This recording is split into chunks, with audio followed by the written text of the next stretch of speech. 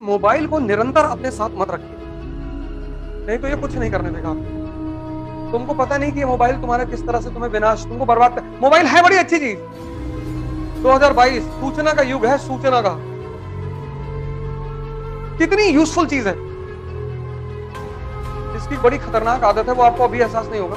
ये आपकी जो कंसंट्रेशन की क्षमता है ना, उसको मार देगा। कंसंट्रेशन एक बार खत्म हुआ, मतलब टूटा, बिखरा, उसको दोबारा बनाना बहुत मुश्किल था।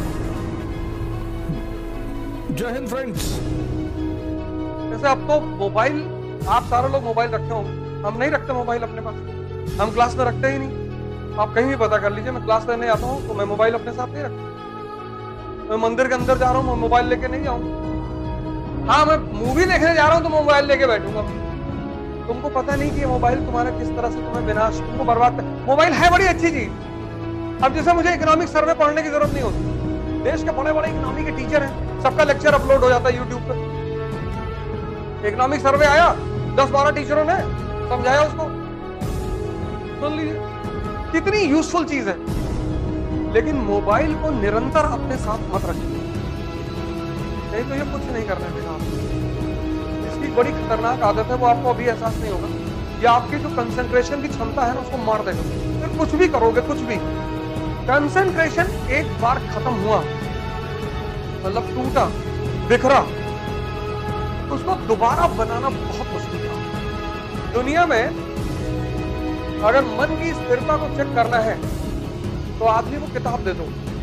मन जो है ना, सारी किताबों को अब्सॉर्ब नहीं करता। किसी के मन की स्थिति चेक करनी है, उसे किताब दे दो।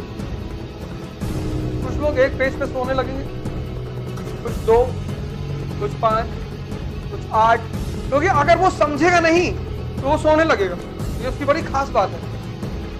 इसलिए आज लोगों के लिए किताब पढ़ना बहुत मुश्किल हो गया, और उसकी मेन वजह है ये मोबाइल। इसने लोगों के कंसंट्रेशन को खत्म कर दिया, मार दिया। लाइब्रेरी मूवमेंट में क्या होता था? लाइब्रेरी भारत में एक मूवमेंट चलता था, लाइब्रेरी मूवमेंट। लाइब्रेरी मूवमेंट क्या होता था कि हर गांव में एक न्यूज़पेपर आता था, एक कम्युनिटी रूम होता था, वहां पे एक चारपाई रखी होती थी, और उस गांव का जो पढ़ा लिखा आदमी होता था वो उस पूरे न्यूज़पेपर को पढ़कर गांव के लोगों को सुनाता था। 4-5 गांव के लोग मिलकर आते थे सुनने के लिए। ये परंपरा आज भी जारी है इस देश में। सुबह 6 बजे लोग चाय की दुकान में पहुंच जाते हैं, और जितना अच्छा करंट अफेयर उनका है उतना तैयारी करने वालों का नहीं, क्योंकि न्यूज़पेपर को तैयार करने का एक ही तरीका है, ग्रुप। ये जो छोटी छोटी चाय की दुकानें बनी थी, यही तरीका ही था न्यूज। आज भी गांवों में प्रथा, आज भी शहरों में भी है कि सुबह 6 बजे लोग आ जाते हैं घर से, और एक आदमी पेपर पढ़ता है, और फिर 4 लोग बैठ के एनालिसिस करते हैं। और जितने गांव के आदमी को यूक्रेन और रूस के बारे में इंफॉर्मेशन होगी, उतना इस क्लास में बैठे हुए लोगों को नहीं होगी। कौन सी पनडुब्बी डूबी है, उसकी खासियत क्या थी, सब बता देंगे वो, क्योंकि 6 से 10 बैठना है दिन भर। सुबह 6 बजे एक चाय ले ली, बैठे हुए, और 4 लोग रूस की तरफ से हैं, 2 यूक्रेन की तरफ से।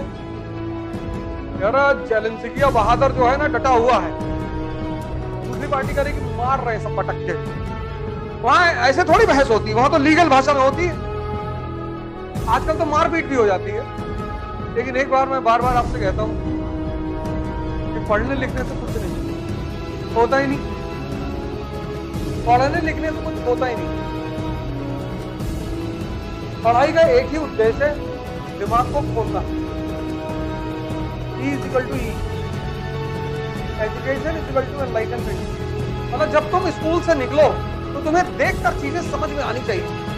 अगर तुमको चीजें देखकर समझ में नहीं आती तो पढ़ने से कोई फायदा ही नहीं। कुछ नहीं होता पढ़ने से, कुछ होता ही नहीं। पढ़ने का एकमात्र उद्देश्य है दिमाग को खोलना। पढ़ना नौकरी के लिए नहीं होता है। इस देश ने एजुकेशन को एम्प्लॉयमेंट बना दिया। पढ़ना मतलब नौकरी, और ये मैकाले की देन है, नौकरी, वो भी सरकारी। 22 साल का लड़का यहाँ डिप्रेशन में, 22 ईयर्स, 19। इसलिए जानवर की जो योनि है वो निकृष्ट योनि मानी गई, क्योंकि वहां उत्थान का कोई रास्ता नहीं। जानवर इंद्रियों पर पैदा हुआ, इंद्रियों पर मरेगा।